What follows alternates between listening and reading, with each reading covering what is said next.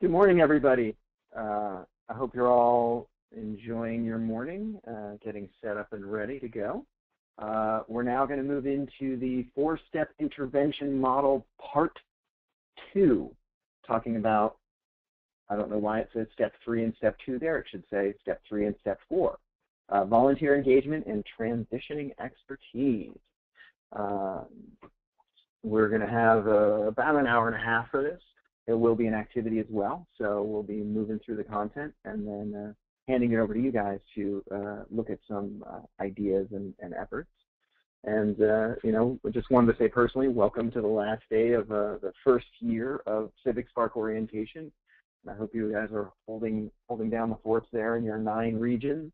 I know it's been a lot of remote content and staring at screens with voices through the ether, but from what I hear from your supervisors, you're all troopers and excited to meet you at various points throughout the year. So let's get started here. So back to our arrow of intervention, we're on to step 3 and step 4, volunteer engagement and transitioning expertise. To refresh on volunteer engagement, the goal here is to recruit or support volunteers. It could be really any kind of volunteer. But there are folks who want to make a difference on climate change and often don't have a way to get access. As we said at the very beginning when we talked about the need for this kind of program, we need everybody involved. This is touching all of us. And one way that we get people involved is giving them access to activities that they can do to make a difference. So many people confronting climate change feel helpless. And by giving them an opportunity to do something in their own community, to participate in an activity, we're helping to galvanize their support. At the same time, for the local government, we're helping to backfill some of the needs that they have that this program is targeted for, because we're not going to be there for everywhere or for everybody. And also, we're creating a community member buy-in for climate change efforts. So if I volunteer in a local government, if I participate in the process more, I'm an engaged citizen. And then when the city wants to do something more, they already have people who understand what these issues are and understand the importance. So it has a lot of benefits supporting volunteerism. It can be really challenging, and we're hoping to help you guys sort of get a toehold in this space. It can be something really useful as you go forward to look at strategies in the work you do after CivicSpark. So we're going to be providing and developing volunteer service resources, whether they're templates, guidance for setting up volunteer programs. I've talked to a number of your supervisors in the last couple days about, you know, even as early as next week, to start looking at the landscape in your region, to start looking for yourself at some of the great trainings that are out there online or through documents to better understand how working with volunteers works. Some of you, and many of you, have had service experiences of your own. Working with volunteers or being a volunteer. And so I'm sure you have experiences to bring and share with your team, and we're excited that you all will be moving in this direction. So as I mentioned, why volunteers? Some particular things that we want to mention here are, that I didn't touch on just a moment ago, that local governments are not always good at utilizing volunteers, even though they're doing really cool stuff and they need help. Since we've talked about how much they have a responsibility to do around climate change, they're a great site for projects of this kind. And oftentimes when we help work with them about conceiving of using volunteers, it's a little uncomfortable at first because they're so closed in, they're often small departments, and they can't imagine going out and asking for help. And so helping to bridge that and show how it can be done in a modest way but still be effective can be a really valuable resource for local governments for now and the future. When we think about volunteers, we think about them 2 ways. This is AmeriCorps as a whole, and in this program, we talk about ongoing volunteers and one-time volunteers. Ongoing volunteers are those individuals who repeat their service with the community on a CivicSpark project. For example, a student intern who might volunteer 10 hours a week over a period of 3 months or 4 months is an ongoing volunteer. A parent who staffs a walking school bus or a student green team every week is an ongoing volunteer. Any of those repeat activities that are consistent over time and sort of don't require a specific time startup and end. A one-time volunteer is somebody who does a thing one time. It's pretty obvious, you know, like going to a bike to work day and staffing a table for that particular event. Now, the same person can be a serial one-time volunteer, meaning if you put out a call for staffing tables at various events and this person happens to show up repeatedly, they would still be a one-time volunteer for that event because you don't know that they're coming back and they don't have a regular schedule, they don't have a regular activity. The ongoing volunteer, you know they're going to be there Wednesday from 3 to 5 every week for 6 weeks. That's a way to understand the difference. CivicSpark, as a program, has committed to recruiting and supporting 65 ongoing volunteers who will contribute 972 hours over the course of the 11 months. What that would mean is 900 divided by 60, approximately hours on average per person that these folks will be contributing.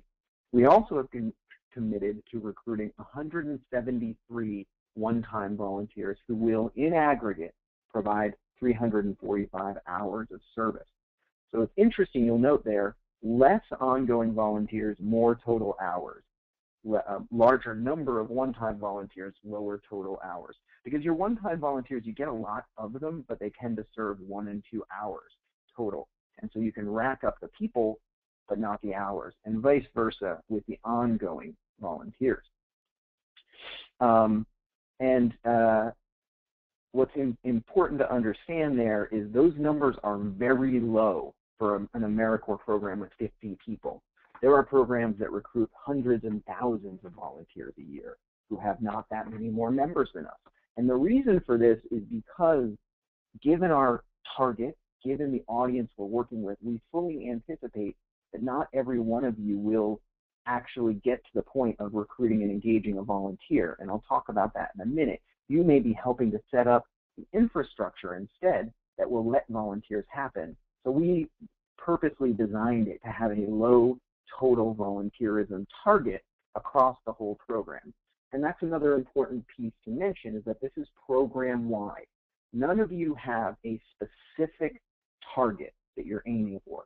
It's not your personal responsibility to achieve 3 one-time volunteers or 4 one-time volunteers. It is the program's responsibility. And we'll work with each of you to achieve what we can in each of your projects, but we're going to look at this program-wide as a target.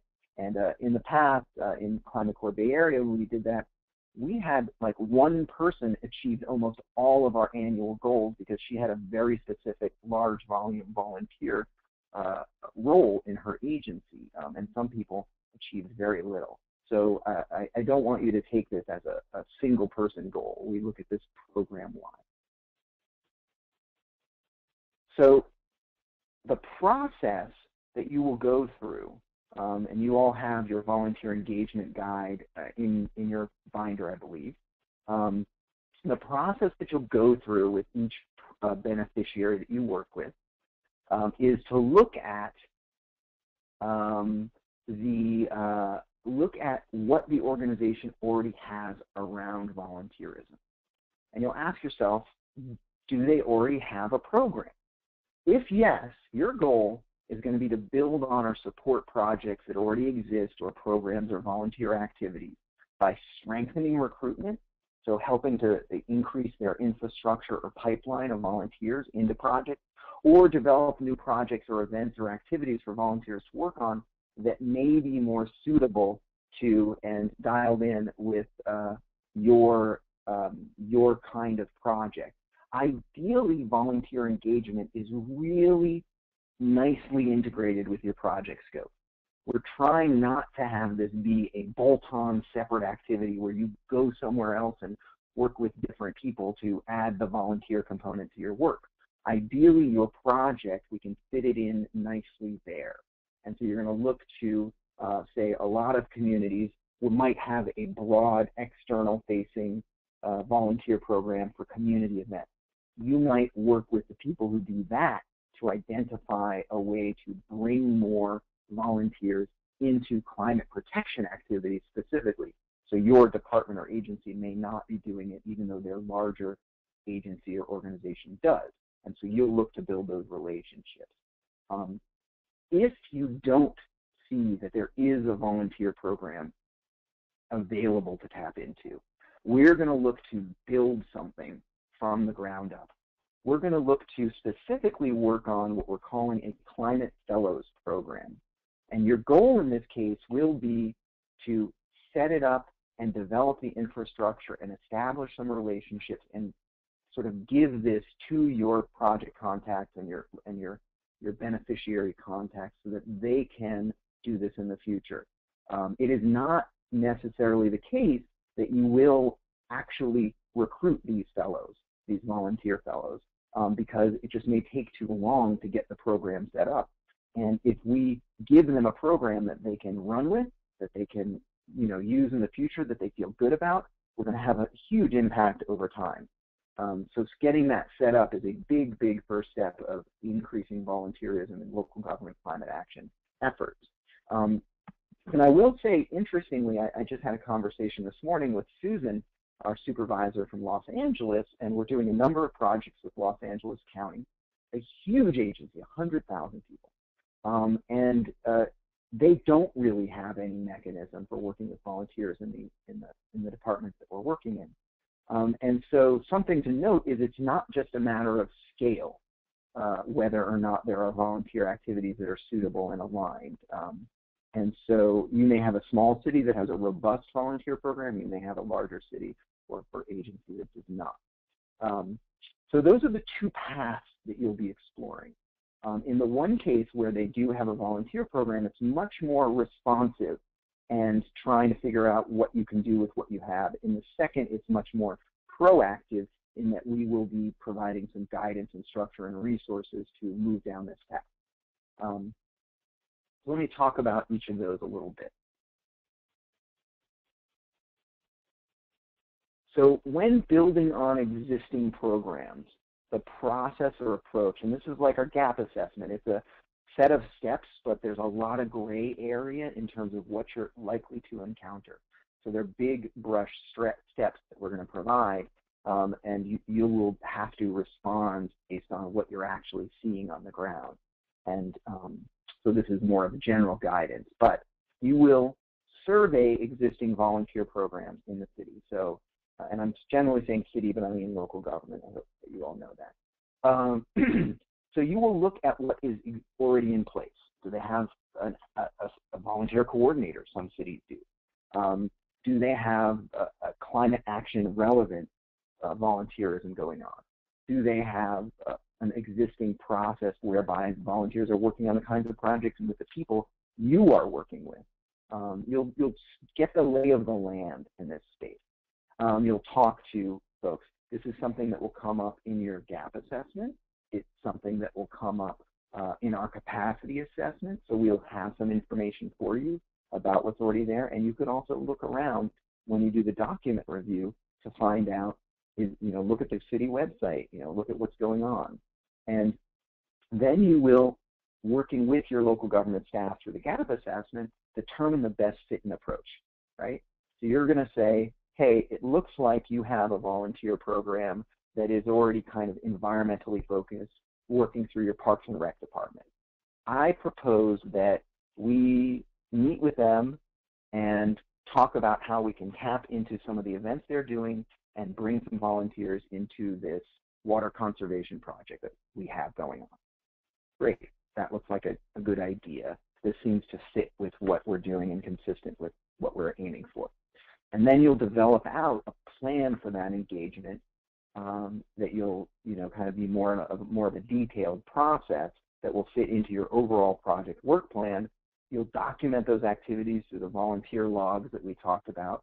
And at the end, you'll report on the outcomes as part of your transitional activity. So again, we want this to fit in with the overall project arc and ideally support it. In many cases, you will find that volunteers can help you do more in your own project work.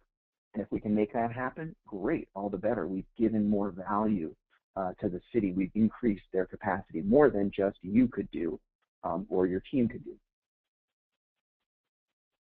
So where we don't have a program or project to work on, we want to develop a Climate Fellows program.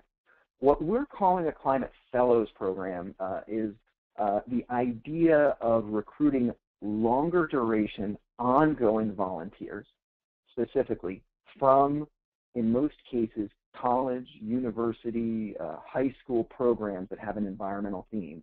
And the sort of ideal situation is where somebody's going to do a research project or a thesis or a service project with the local government for several months on it. Again, it might be after school, it might be doing it as for credit, but and those count. Those will count. A for credit research project can count as a volunteerism. But we want to focus on those individual level relationships. So it's a very small incursion of volunteerism into where there was no before. We don't want to sort of say, hey, here's 20 volunteers. We'd like to say, here's one volunteer who's going to do a specific task for an extended period of time, and they're coming in with a purpose, a learning purpose, but also a product or an activity that they want to accomplish. That is going to be a much easier sell. It's going to build value, and it also could link to your project activities and the larger near-term goals of your local government. So a real great opportunity, and where we've seen this, it's a fantastic win-win, so to speak. Just like for you guys, we're opening the door for project work with local governments so you can leverage your expertise from school into real-world applications, and ideally, that leads to career development opportunities and next steps for you all for doing this with the Climate Fellows program in a smaller way. So somebody coming in high school who's kind of passionate about sustainability issues, we would love to see them have an opportunity to experience local government, do something cool that maybe gets them focused when they go to college, or somebody in college, someone just like you were potentially a few years ago or a year ago, who wants that internship that's going to help them come out better prepared to do the next thing. So developing a Climate Fellows program involves, again, some steps, some general steps here of identifying sources for volunteers and building relationships with key contacts. So this is a survey of your regional landscape.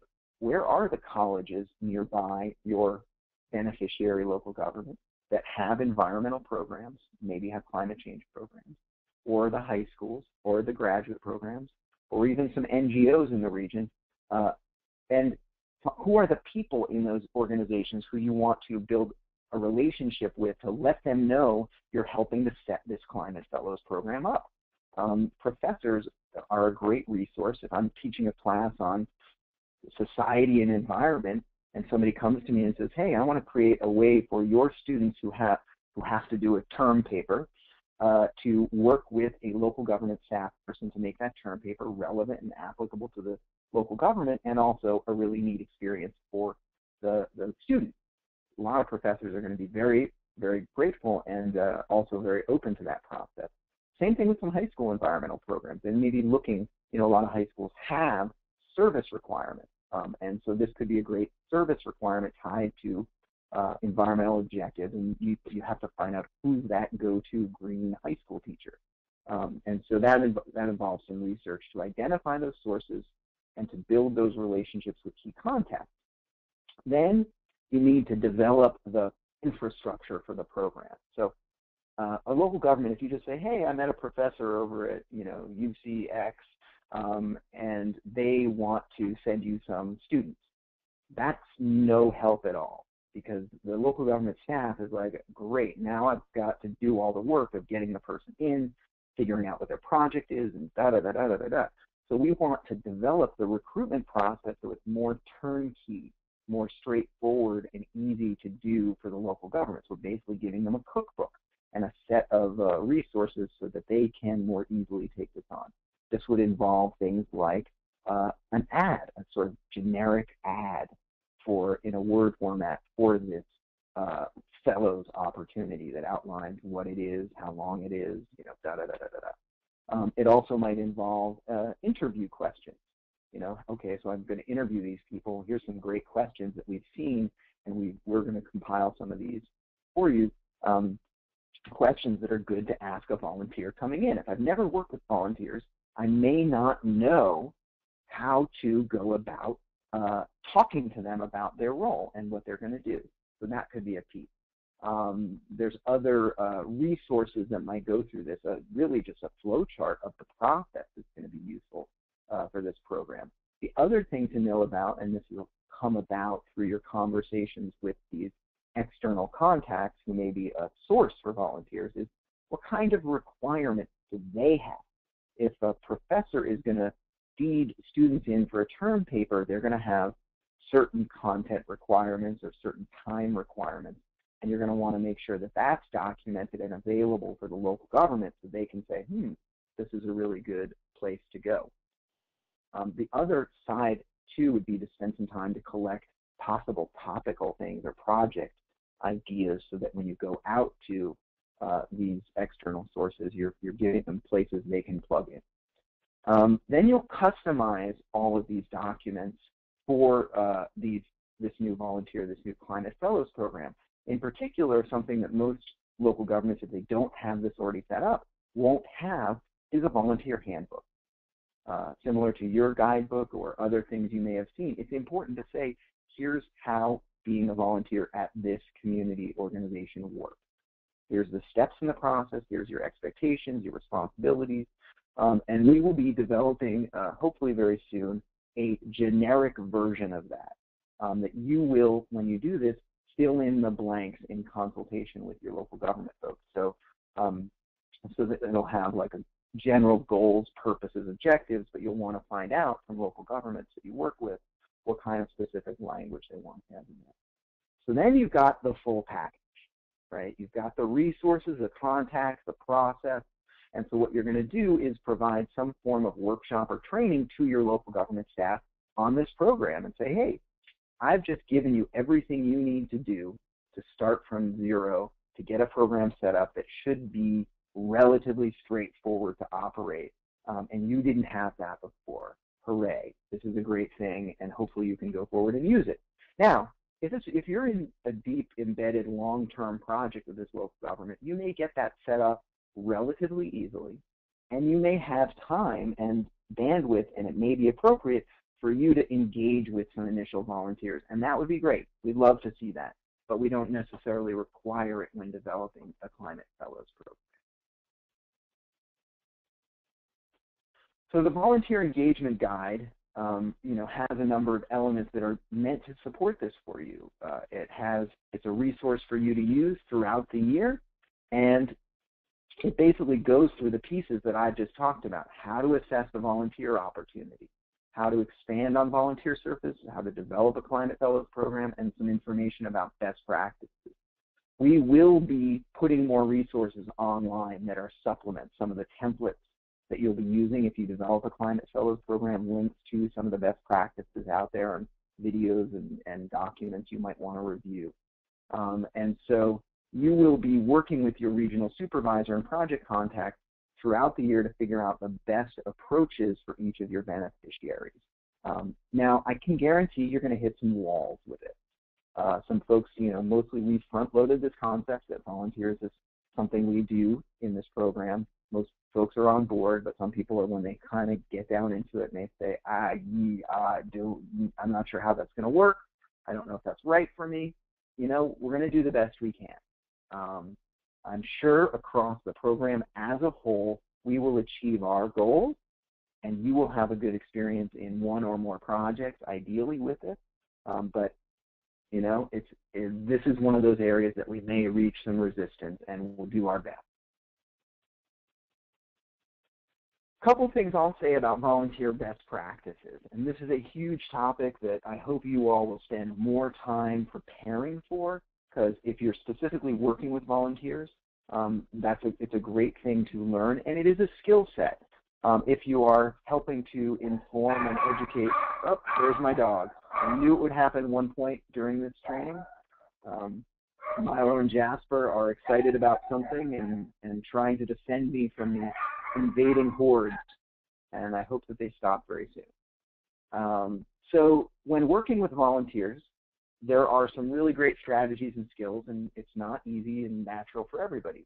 And the three elements I'll mention that are going to be part of what you go through or part of what you want to impart to local governments who are going to do more of this and haven't done it before is the notion of having a strong recruitment process.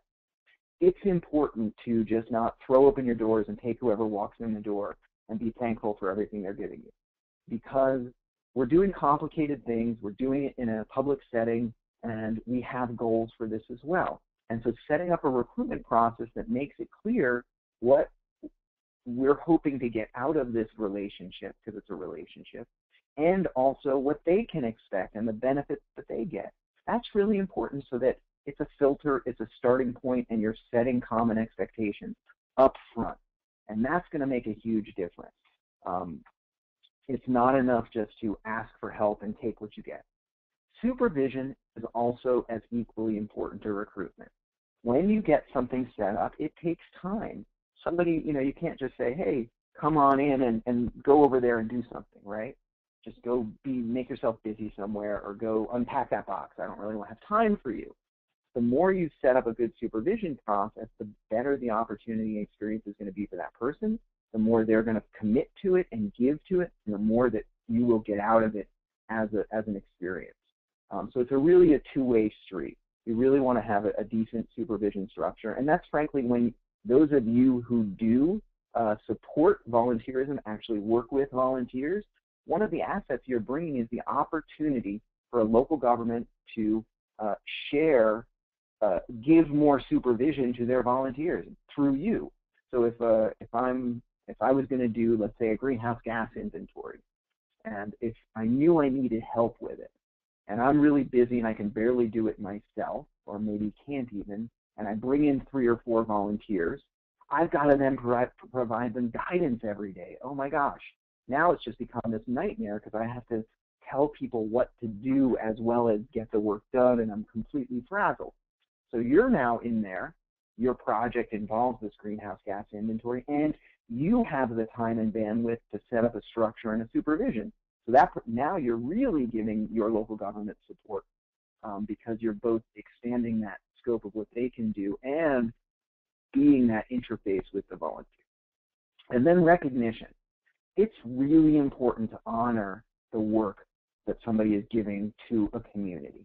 You want this to be something they feel good about. You want them to feel like they came in and were valued, were respected, and we were grateful for their efforts.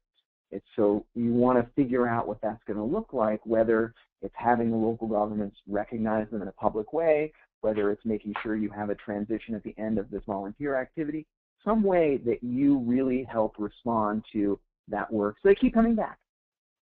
So let me talk about transitioning expertise now. And I guess I should, as always, ask questions. We're here, and nobody is pinging me with, hey, stop and back up or anything, but please do. I'm happy to pause at any point, and I'm looking for you guys to tell me that you have a question on anything. And supervisors, please, keep eyes on if folks want me to stop and go deeper into something. So when we talk about transitioning expertise, this is, again, it's part of the overall capacity building vision of the program. It's part of the community-based social marketing effort to create norms and also evaluate and find replicable outcomes from what we're doing. So in order to sustain our efforts, we want to support local governments to take ownership over their projects and outcomes. I don't know how many of you out there have worked on these kinds of projects, done an internship with local government or done a report for somebody, but you would be shocked at how much work gets done that gets ignored as soon as it's done. Really, it's amazing the investment that can be put into something that nobody actually looks at after it's over.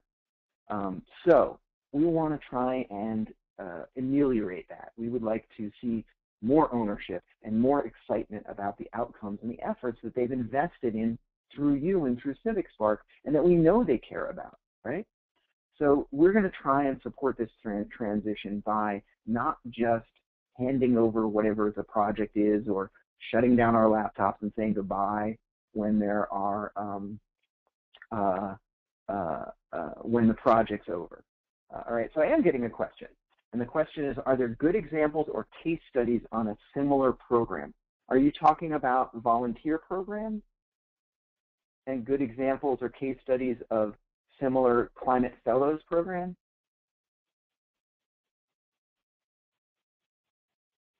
Waiting to see if I'm on the right track with that question. Yes, similar to Climate Fellows. Yes, there are definitely a lot of short duration kind of relationship-based programs like this. I would say the biggest, most sort of over-the-top one that is proving itself to be incredibly successful is the University of Oregon's Sustainable Cities program. And I don't know if we have any U of O grads out there, but shout out to them. U of O is an amazing place. What they've done is really create a deep-seated relationship where every year it goes through a competitive RFP, and they match with a given city, and they do this the whole suite of classes, and the city identifies a ton of needs, and the Sustainable City Initiative organization, which sits at the University of Oregon, acts as a matchmaker, and professors identify projects, and they have a huge amount, hundreds of thousands of hours that get sort of done of work in service for local governments. It's a really incredible program. Then there are many smaller versions of that. For example, we had a Climate Corps Bay Area member who did a whole series of greenhouse gas inventories with some college students. I think they were coming out of Stanford or one of the South Bay programs. And they mentored, supervised, and supported them to do those inventories and greenhouse gas inventories over the course of a service year. So I think you'll see this all over, and we can look at these as examples, and that's one of the things you'll look at is, does this already exist in some form or fashion in your community when you're trying to set it up? It may be that some college already has a process for matching with a local government need or even nonprofit need. And I'm seeing a question about, can we partner with groups like 350.org or Transition Towns for the bringing volunteers in? Absolutely, as Kristen points out. We'd love to have volunteers. You will have to be mindful with particularly somebody like 350.org, who is an advocacy organization, that the role and the opportunity doesn't stray into our prohibitions against lobbying and advocacy. So just be mindful of those relationships, but they can be great sources of volunteers. They may or may not be the kind of volunteer who's going to put in a longer duration project, but you very well may do it.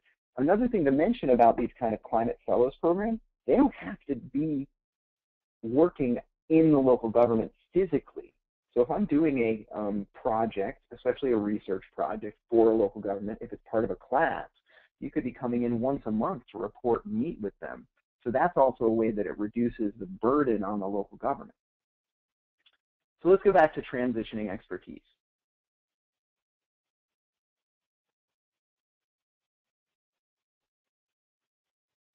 Come on, little computer and internet. Make me change a slot. There we go. There's a few general approaches that we'll outline here, and this is not something that I spend an immense amount of time on, but the three big buckets that I see being available to you as transitional activities, and certainly to explore with your beneficiaries as you go through the gap assessment project, are developing a staff training in which you can outline results and introduce tools to sustain the project. So you may have done the Clear Path training. You may have done learned a lot through that and developed a whole greenhouse gas inventory, but they want to know how they can keep doing it. And so introducing them to the tool, the data, everything that you've done is a great way to transition expertise. You're not just giving them the product, you're opening up the hood, you're talking about what you did, you're talking about how to maintain that activity. You can share your results with leadership in the local government in a more formal way through a board or council presentation. I hope some of you get that experience. It is developing a staff report and then going up before council in one of these evening meetings and saying, this is what I did, this is the outcome, this is what the benefit to your community is. It's because it's a public meeting, you get kind of political dynamics, you may get asked funny questions, it's buttoned up dress kind of situation, and hopefully and ideally there's a lot of warmth and appreciation for what you're doing. Most of the time when we've had AmeriCorps members go and deliver results in this way, it's a really great experience, and it's one that then the local elected officials get behind the program and they get behind the initiative. So from a capacity building perspective, that's outstanding, because then they go, oh my gosh, look at what we did with this sort of young, vibrant, or not so young, but still vibrant talent. Sometimes staff members doing the same thing don't get appreciated because they're staff. And so you going up there and talking about the project you did in CivicSpark and how it's changing your lives to help you move forward, something that elected officials can get excited. Similarly, community members through a workshop or community meeting can be another great avenue for sharing results. So if you've done something great, say you worked on an electric vehicle inventory of sites, and you have this meeting with the, maybe electric car not manufacturers, but distributors, and also advocates for electric vehicles and sort of clean air people and just generally community members, and you say, hey, look, I just figured out that if you guys put electric vehicle chargers in these 10 spaces, it's likely to have this impact on the community, and you already have this many cars. And everybody's like, wow, that's great. Now let's go to the next step. In all cases, you're kind of like, and then we have ownership for the next step. So those are some ways that come up, and again, it's something you'll have a conversation with through the gap assessment to figure out what the best approach is for the project you're doing that fits most naturally within that project scope. One of the things that you can do as you're approaching this is to ask yourself a bunch of questions about the design of that transition. So how well did the project meet your 3 capacity building goals? Part of those goals is going to define what success and what a transition looks like. And as you get into the project and move towards the closure of it, seeing where you're at with those might tell you what you need to do. Let's say there was a staff development goal, and you get the sense as you're starting to share outcomes with your project contact that they just don't get it. They're like, that's nice, but they just don't get it. Well, you're going to want to think about what that training looks like based on the desire to make sure that they feel comfortable with those tools. Or if they really want to see some leadership engagement with the project and they haven't had that chance, that might indicate that it's, you're going to push a little harder to try and get on the council agenda before the project closes out. And then, obviously thinking through the outcomes of your project and your outcomes of your volunteer engagement, those are going to be really important to the kind of sharing you do. Some outcomes lend themselves to trainings or formal presentations or community meetings better than others. If volunteer engagement was a real success story, you're probably going to want to invite those volunteers in some way to your event or make it more of a community event. And then I would also say that, the core question to ask yourself is this transition likely to be effective at transferring knowledge and also sustaining the outcome? So local government staff may not want to bother their leadership with a formal presentation, and frankly, if they choose not to, there's nothing you can do about it. They're not going to, it's going to be very hard to get on the agenda without support of your project contact. But you may know on some level that presenting to leadership may be the right way to go, and we can advocate for that. We can say, hey, we really think this is a great project to share, but at the end of the day, we have to follow their guidance around this. It's their organization. Similarly, they may want to do a leadership type presentation or a community meeting, and you kind of know, really, it would be better if we did a training for you guys. I don't have endless time. Can we do something in the middle, or can we aim for a training, because I really want you guys to feel like you own this thing and understand so that it continues. So those are questions to ask yourself when designing your transitional activity. The scope of this activity is going to be dependent on a few variables, right? So clearly, at some level, the scale of the transitional activity is going to depend on the scale of the project. Mostly that applies on the smaller end. You're not going to do a 40-hour massive community meeting preparation and delivery for a 200-hour project. It's not reasonable. So you want to think about that mindfully along with what you're doing. Does this fit the scale of the project? Also, like a 200-hour project, there may just not be enough outcome to make a massive, splashy kind of transitional event. So be thinking about that. However, on the other end, you could spend 1,000 hours on a project. You don't have to do a huge activity. It can be really impactful to do the training, and that may be relatively easy to pull off and appropriate, but you don't have to go big just because it was a bigger project. So as with the other pieces of the volunteer engagement in particular, we want to see this aligned with and integrated into your existing activity. So that means, where's the natural stopping point for this project and the natural transition point?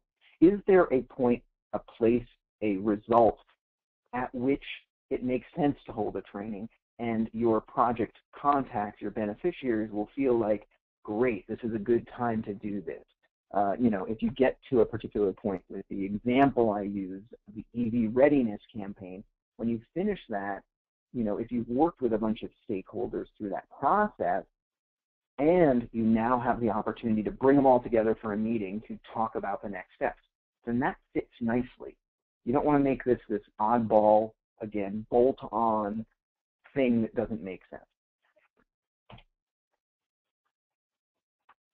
Oops, I think I missed one slide there. So for the next hour, I think I ran long, so maybe the next 45 minutes, we want you to do a volunteer engagement activity. So you're going to use the city of Encinitas from yesterday, and you're going to look at creating a volunteer program for the city based on some research and kind of using some of the resources that we've given you to get a sense of how that might come together. So at this point, I will thank you. I will sign off. I will take questions, definitely. I'll be listening for quite a while. So feel free to write me or Kristen, and we will move forward. So enjoy, and as always, it's a pleasure talking with you guys, or talking at you, I guess.